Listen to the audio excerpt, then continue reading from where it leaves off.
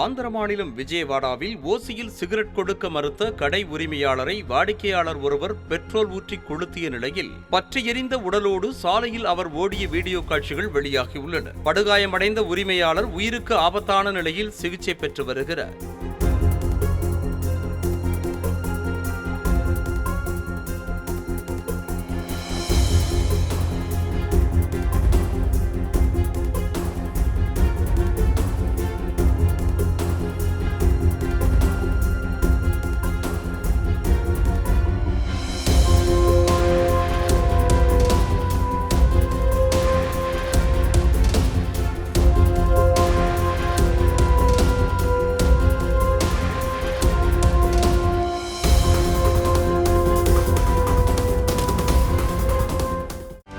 செய்திகளை உடனுக்குடனும் துல்லியமாகவும் தெரிந்து கொள்ள சப்ஸ்கிரைப் பண்ணுங்க.